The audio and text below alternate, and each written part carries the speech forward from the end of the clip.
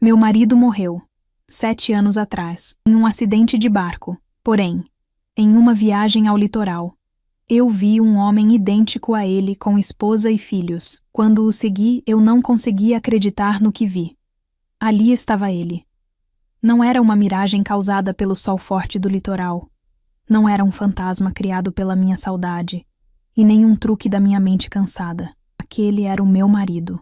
O mesmo homem que eu enterrei simbolicamente há 7 anos, o homem por quem chorei todas as noites até minhas lágrimas secarem, estava ali, a menos de 10 metros de mim, comprando sorvete para 2 crianças. Meu coração parou no peito. O mundo ao meu redor ficou mudo. O barulho das ondas, as risadas dos turistas, a música dos quiosques, tudo sumiu. Só existia ele. Ele sorria. Aquele sorriso largo, que mostrava um dente levemente torto no canto. O mesmo sorriso que me fez dizer sim no altar. Eu precisei segurar no braço da minha amiga para não cair na areia quente. Camila? O que foi? Você está pálida. Parece que viu um fantasma. Ela disse preocupada, segurando meu braço com força. Eu vi. Minha voz falhou. Saiu como um sussurro rouco. Aquele homem, de camisa azul. Minha amiga olhou na direção que eu apontei.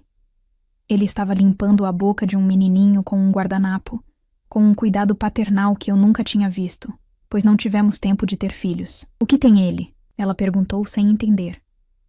É o Pedro. É o meu marido. Ela me olhou com pena. Aquele olhar que eu recebi de todo mundo nos últimos 7 anos. O olhar de... coitada. Ela nunca superou. Camila, querida, o Pedro se foi. O acidente de barco foi há muito tempo. Sei que essa viagem é para te animar, mas olha a cicatriz no queixo dele. Eu quase gritei, interrompendo o discurso de consolo dela. Olha agora. Ele virou o rosto. Tem uma cicatriz branca, pequena, em forma de meia-lua. Ele caiu de bicicleta quando tinha 10 anos. É ele. Eu não esperei ela responder. Minhas pernas ganharam vida própria, e eu comecei a andar na direção dele. Eu precisava ver de perto. Eu precisava tocar nele para ter certeza de que não estava enlouquecendo. 7 anos de luto. 7 anos vestindo preto. 7 anos guardando as camisas dele no armário porque ainda tinham o cheiro dele. Tudo isso passou pela minha cabeça quando cheguei perto. Ele levantou o olhar. Nossos olhos se cruzaram. Eu parei, esperando o reconhecimento. Esperando ele gritar meu nome, correr, chorar, explicar o que aconteceu. Eu esperava qualquer coisa, menos o que aconteceu. Ele me olhou nos olhos, com aquele castanho profundo que eu conhecia tão bem, e não houve nada. Nenhum brilho de reconhecimento, nenhuma surpresa. Ele me olhou como se eu fosse um poste, uma árvore, uma estranha qualquer atrapalhando o caminho. Vamos, crianças! A mamãe está esperando no carro, ele disse, com a mesma voz grave que um dia sussurrou promessas de amor eterno no meu ouvido. Ele pegou as crianças pelas mãos e passou por mim. O ombro dele roçou no meu. Senti o perfume. Não era o perfume que ele usava antigamente. Era algo mais caro, importado, mas por baixo da fragrância. O cheiro da pele era o mesmo. Fiquei paralisada, tremendo da cabeça aos pés. Como isso era possível? Será que ele perdeu a memória? Será que ele sobreviveu ao naufrágio e esqueceu quem era? Vi ele se aproximar de um carro de luxo estacionado perto da orla. Uma mulher loira, muito elegante, estava no volante. Ela sorriu para ele e ele deu um beijo rápido nos lábios dela antes de colocar as crianças no banco de trás. A raiva começou a substituir o choque. Ele não parecia desmemoriado. Ele parecia feliz. Eu não vou deixar isso assim, murmurei para mim mesma. Corri para o primeiro táxi que vi parado no ponto. Entrei afobada. Moço, por favor, siga aquele carro preto. Não perca eles de vista, eu pago o dobro. Minha voz tremia, mas era firme. O motorista me olhou pelo retrovisor, estranhando, mas acelerou. Seguimos o carro dele por cerca de 20 minutos. Saímos da parte turística e entramos em um bairro nobre, cheio de condomínios fechados e mansões que eu jamais poderia pagar com meu salário de professora. O carro dele entrou em uma casa enorme, de frente para o mar, com muros altos e portão dourado. Pedi para o taxista parar um pouco antes. Desci, sentindo o vento frio do fim de tarde bater no meu rosto, misturado com as lágrimas quentes que agora escorriam sem parar. Caminhei até perto do portão, me escondendo atrás de uma árvore decorativa da calçada. Vi quando ele desceu do carro. Um funcionário uniformizado veio até ele para pegar as sacolas do porta-malas. Boa tarde, seu Ricardo. O passeio foi bom? O funcionário perguntou. Ricardo. O nome atingiu meu estômago como um soco. Ele não era Pedro. Ali, naquela vida de luxo, ele era Ricardo. Foi ótimo, José. Obrigado. Ele respondeu, sorrindo. Ricardo abraçou a mulher loira pela cintura e entraram na mansão, rindo, como a família perfeita de um comercial de margarina. Peguei meu celular. Minhas mãos tremiam tanto que quase o deixei cair. Dei zoom na câmera e tirei 3 fotos. Uma dele de perfil, mostrando a cicatriz. Uma dele abraçado com a mulher e uma dele entrando na casa. Ali, encostada no muro daquela mansão, a ficha finalmente caiu. Não houve corpo no acidente de barco, porque não houve morte. Enquanto eu passava noites em claro, tomando remédios para dormir e chorando a perda do amor da minha vida, ele estava construindo uma vida nova, com um nome novo, uma esposa nova e filhos que deveriam ser nossos. Olhei para a foto na tela do celular. A dor do luto, que me acompanhou por 7 anos como uma sombra pesada, de repente desapareceu. E no lugar dela, nasceu algo muito mais forte e perigoso. A necessidade de verdade. Ele achou que tinha se livrado de mim. Achou que eu era a viúva ingênua que ficaria chorando para sempre. Mas ele estava muito enganado. Pedro podia ter morrido no mar. Mas Ricardo estava prestes a conhecer quem eu me tornei. Respirei fundo, sequei as lágrimas com as costas das mãos e guardei o celular. Eu não ia gritar, não ia fazer um escândalo no portão. Isso seria fácil demais para ele. Eu precisava entender o tamanho da mentira. Eu precisava saber cada detalhe antes de destruir aquele castelo de cartas. Dei as costas para a mansão e comecei a andar. A tristeza tinha ido embora. Agora, eu tinha um objetivo. Voltei para o quarto do hotel, mas minha mente ainda estava naquele portão dourado. Eu não conseguia pregar o olho. A imagem do meu marido, ou melhor, do Ricardo, beijando aquela mulher, não saía da minha cabeça. Sentei na frente do computador portátil que tinha levado para a viagem e comecei a minha caçada.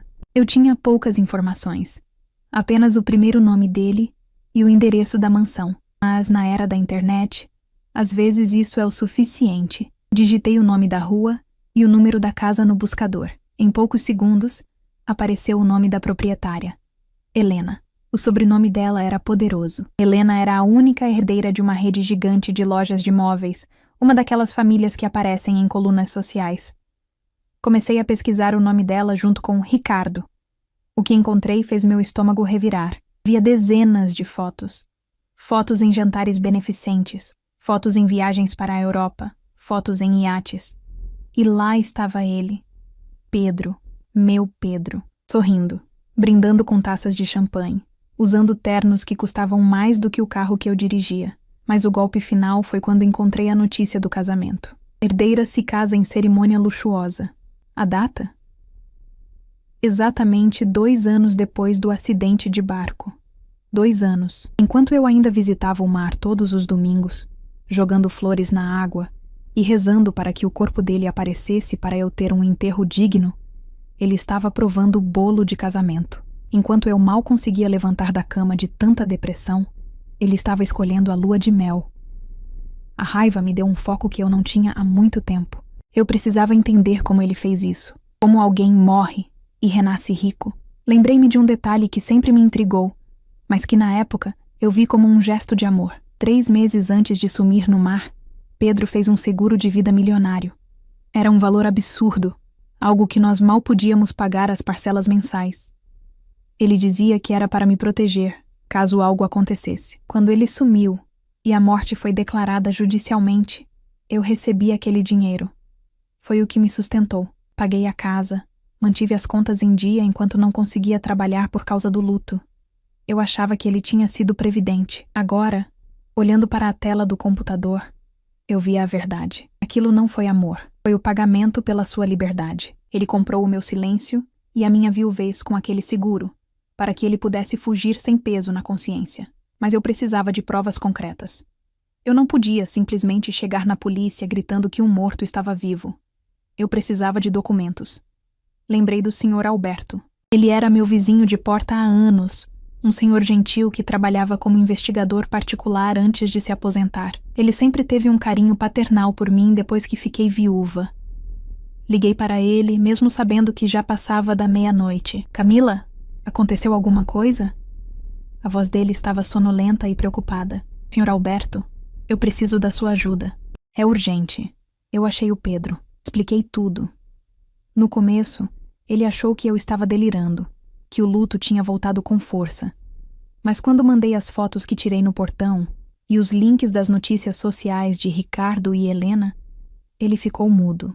Me dê 24 horas, menina.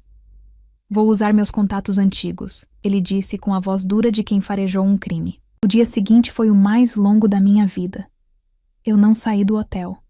Fiquei andando de um lado para o outro, esperando o telefone tocar.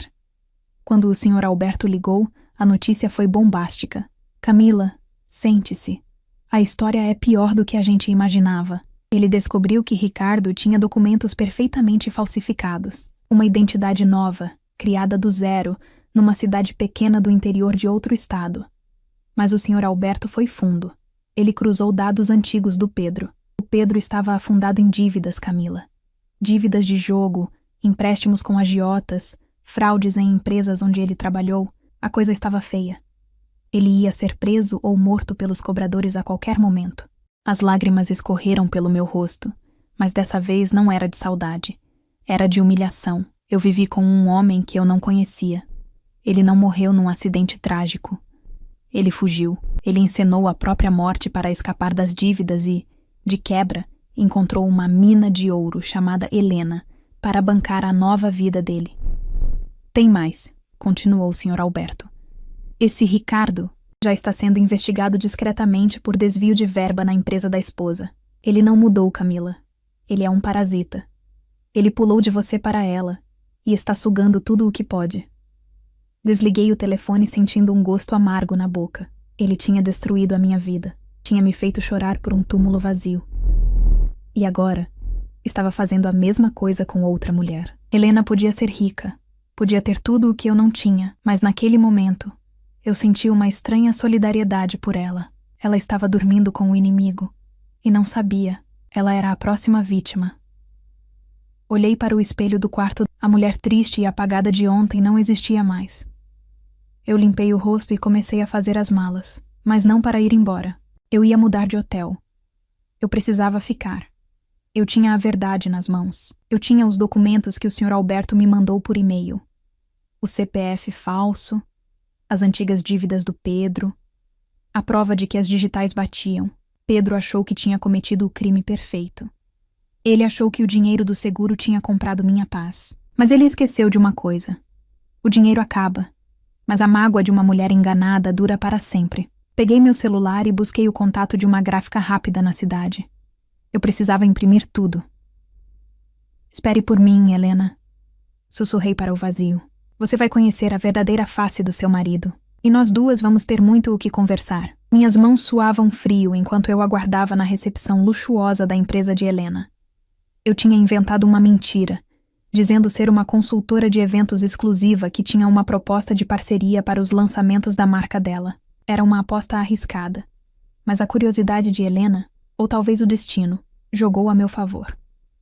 A senhora Helena vai recebê-la agora, disse a secretária, abrindo uma porta pesada de madeira. Entrei na sala. Helena estava sentada atrás de uma mesa enorme, impecável, com aquela elegância natural que o dinheiro traz. Ela sorriu de forma protocolar, esperando que eu começasse a vender meu peixe. Bom dia. Sente-se. Tenho apenas 15 minutos, disse ela, olhando para o relógio de ouro no pulso. Respirei fundo. Tranquei a porta atrás de mim, o que fez Helena arquear uma sobrancelha, desconfiada. Não sou consultora de eventos, Helena. Comecei, minha voz saindo mais firme do que eu esperava. Meu nome é Camila. E eu não estou aqui para falar de negócios. Estou aqui para falar sobre o Ricardo. A expressão dela mudou de curiosidade para irritação em Você é alguma amante ou está aqui para fazer chantagem? Saiba que meu marido me conta tudo. E eu vou chamar a segurança agora mesmo. Ele não te conta tudo. Interrompi, caminhando até a mesa e colocando o envelope pardo na frente dela. Ele não te contou, por exemplo, que o nome dele não é Ricardo. O nome dele é Pedro. E ele é meu marido há 10 anos. Helena soltou uma risada nervosa, incrédula. Você é louca. Saia da minha sala. Abra o envelope. Desafiei. Se eu estiver mentindo, você pode me prender. Mas se eu estiver falando a verdade, você está dormindo com um criminoso. A curiosidade venceu. Helena abriu o envelope. A primeira coisa que ela viu foi a minha certidão de casamento. Depois, as fotos de Pedro comigo na praia, anos atrás. As fotos eram inegáveis. O mesmo rosto, o mesmo sorriso, a mesma postura. Ela começou a folhear os papéis, a respiração ficando ofegante. Mas ela ainda tentava negar. Isso pode ser uma montagem. Ou ele pode ter um irmão gêmeo. O meu Ricardo é um homem honesto. Ele vem de uma família do interior. Ele tem uma cicatriz de bicicleta no queixo. Disparei. Ele não gosta de comer a borda da pizza. E ele tem um sinal de nascença nas costas, perto do ombro direito, que parece uma pequena estrela. Helena congelou. O envelope caiu das mãos dela, espalhando os papéis pelo chão. Os olhos dela se encheram de lágrimas instantaneamente. Ela sabia. Aqueles detalhes íntimos não podiam ser inventados. E tem mais uma coisa. Continuei, com o coração apertado, vendo a dor de outra mulher. A aliança que ele usa. A de ouro branco com frisos laterais. Helena olhou para a própria mão, onde usava uma aliança que fazia par com a do marido. Ele disse que era um design exclusivo, que mandou fazer para nós. Ela sussurrou, a voz trêmula. Ele mentiu. Essa aliança era minha e dele. Ele mandou polir e gravou o seu nome por cima do meu. Se você olhar com uma lupa por dentro da aliança dele, vai ver que a data original do meu casamento ainda está lá, bem fraca, porque o ouro era grosso. E ele não quis gastar para derreter tudo. Foi o golpe final. Helena desabou na cadeira, escondendo o rosto nas mãos. O choro dela era um som doloroso, o som de um mundo desmoronando. Eu dei a volta na mesa e, esquecendo toda a raiva que senti quando a vi pela primeira vez, coloquei a mão no ombro dela. Naquele momento, não éramos rivais, éramos duas vítimas do mesmo homem cruel. Ficamos em silêncio por um tempo, até que ela levantou a cabeça. A maquiagem estava borrada, mas o olhar dela tinha mudado. A tristeza estava dando lugar a algo frio e duro. Ele mentiu sobre tudo? Ela perguntou. Sobre tudo. O nome, a família, o passado. Ele forjou a própria morte para fugir de dívidas e me deixou na miséria emocional para vir atrás do seu dinheiro. Helena limpou o rosto com um lenço e se levantou. A postura de executiva voltou. Ninguém me faz de idiota, Camila. Ninguém. O que você vai fazer? Perguntei. Eu ia expulsá-lo hoje mesmo. Mas isso seria pouco, ela disse, os olhos faiscando. Se ele quer brincar de enganar, vamos ver quem joga melhor. Naquela tarde, traçamos um plano.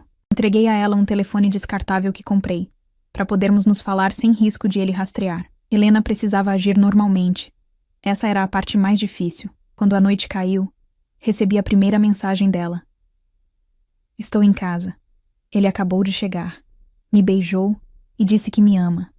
Tenho vontade de vomitar, mas sorri. Helena foi brilhante. Enquanto Ricardo tomava banho, achando que era o rei do mundo, ela conseguiu a senha do notebook pessoal dele, que ele, arrogantemente, mantinha anotada num bloco de notas no celular desbloqueado enquanto carregava.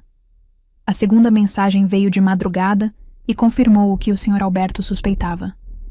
Camila, ele não está só vivendo às minhas custas.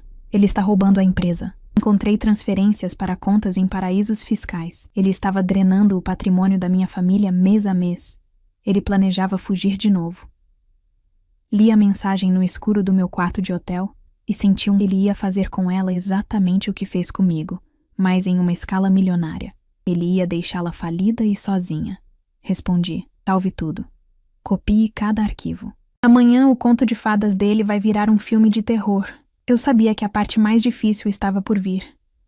Helena teria que olhar nos olhos dele durante o café da manhã, servir o café e fingir que ele era o amor da vida dela, sabendo que ele era um monstro, mas eu confiava nela. A dor de uma traição é o combustível mais potente que existe, e nós duas estávamos com o tanque cheio. O telefone descartável vibrou no meu bolso com uma única mensagem. Venha agora. O jantar está servido. Era o sinal. Respirei fundo, ajeitei meu vestido e olhei para o espelho do carro alugado. Eu não via mais a viúva triste de 7 anos atrás. Eu via uma mulher pronta para fechar o capítulo mais doloroso da sua vida. Dirigi até a mansão, estacionei um pouco afastada e caminhei até o portão dourado. O coração batia forte, mas não era medo, era a adrenalina. Toquei a campainha. Lá dentro, segundo o que Helena me contou depois, a cena foi digna de Ela tinha preparado o prato favorito dele. Ou melhor, o prato favorito de Ricardo. Eles estavam na sala bebendo vinho. Helena disse a ele: Amor, convidei uma pessoa muito especial para nossa sobremesa. Alguém do seu passado que você precisa reencontrar para fecharmos um negócio importante. Ele, ganancioso como sempre, pensou que fosse algum investidor milionário. Quando a campainha tocou, ele se levantou, ajeitou o terno caro e foi atender com aquele sorriso de vendedor que enganou tanta gente. A porta se abriu. O sorriso dele morreu instantaneamente. O rosto dele ficou branco, da cor de uma folha de papel. A taça de vinho que ele segurava escorregou dos dedos e se estilhaçou no chão, espalhando líquido vermelho pelo mármore branco, mas ele nem piscou. Olá, meu amor, eu disse, com uma calma que eu nem sabia que tinha. Você não imagina o quanto eu senti sua falta nesses 7 anos. Camila? Ele gaguejou, recuando 2 passos como se eu fosse uma assombração. Mas você... Como? Você achou que eu ia chorar para sempre, Pedro? Entrei na sala, passando por cima dos cacos de vidro. Achou que o dinheiro do seguro ia comprar meu silêncio eterno? Ele olhou desesperado para trás, procurando Helena, tentando manter a farsa. Helena, amor, eu não sei quem é essa louca. Ela deve ser uma stalker, uma fã maluca. Chama a polícia. Eu nunca vi essa mulher na vida. Foi aí que Helena saiu das sombras da sala de jantar. Ela não estava assustada. Ela segurava uma pasta preta grossa nas mãos. Eu já chamei a polícia, Pedro, disse Helena, com a voz gelada, mas não para ela. Pedro, ou Ricardo, olhou de uma para a outra, sem entender como seus 2 mundos estavam colidindo. Do que você está falando, Helena? Eu sou seu marido. Eu sou o Ricardo. Você é Pedro. Helena jogou a pasta na mesa de centro. Fotos, extratos bancários e cópias de documentos falsos se espalharam. E você não só mentiu sobre seu nome. Você roubou 3 milhões da minha empresa. Eu vi as transferências para as Ilhas Cayman, Pedro. Eu vi tudo. Ele tentou correr. Foi um instinto covarde. Ele girou os calcanhares em direção à porta dos fundos, mas não deu tempo. As sirenes, que eu já ouvi ao longe, ficaram altas. 2 policiais civis e o delegado, contatados pelo Sr. Alberto e pelos advogados de Helena, entraram pela porta da frente que eu deixei aberta. Pedro Siqueira, também conhecido como Ricardo Mendes, o senhor está preso por falsidade ideológica, estelionato e fraude, anunciou o delegado. A cena dele sendo algemado foi patética. O homem arrogante, que se achava mais esperto que todos, começou a chorar. Ele se ajoelhou na frente de Helena, implorando. Helena, por favor, eu fiz isso por nós. Eu te amo. Não deixa eles me levarem. Helena olhou para ele com um nojo profundo. Você nunca amou ninguém além de si mesmo. Levem ele daqui. Quando a porta se fechou e a viatura partiu, levando o fantasma que assombrou minha vida, o silêncio tomou conta da mansão. Helena e eu nos olhamos. Não precisávamos dizer muito. Ela veio até mim e me abraçou. Um abraço apertado, sincero. 2 mulheres que foram enganadas, mas que juntas retomaram o controle. Obrigada, Camila, ela sussurrou. Você me salvou de perder tudo e você me ajudou a me libertar, respondi. Meses depois, voltei àquela mesma praia, mas dessa vez eu não estava procurando fantasmas. Pedro foi condenado. As provas eram irrefutáveis. Ele pegaria muitos anos de prisão. E tanto eu quanto Helena conseguimos anular qualquer vínculo legal com ele. Ele voltou a ser ninguém. Caminhei até a beira da água com um buquê de flores brancas nas mãos. Antigamente, eu jogava flores ali como um ritual de luto, chorando a morte dele. Hoje, o ritual era diferente. Joguei as flores nas ondas e observei o mar levá-las. Adeus, Pedro, disse ao vento. Não era um adeus de tristeza. Era um adeus para a mulher ingênua que eu fui. Era um adeus para a dor, para a mágoa e para os 7 anos perdidos. Senti uma mão no meu ombro. Olhei para o lado e Helena estava lá, sorrindo, com seus óculos escuros. Nós nos tornamos grandes amigas, unidas por uma história maluca que ninguém acreditaria se não fosse verdade. Vamos? Ela perguntou. O almoço está marcado e vamos comemorar. Comemorar o quê? Perguntei sorrindo. A vida real, sem mentiras. Dei as costas para o mar e caminhei com ela pela areia. O sol brilhava, o vento era fresco, e pela primeira vez em 7 anos, eu me sentia leve. Eu não tinha mais um marido morto, e nem um marido vivo. Eu tinha a mim mesma, e isso era tudo o que eu precisava.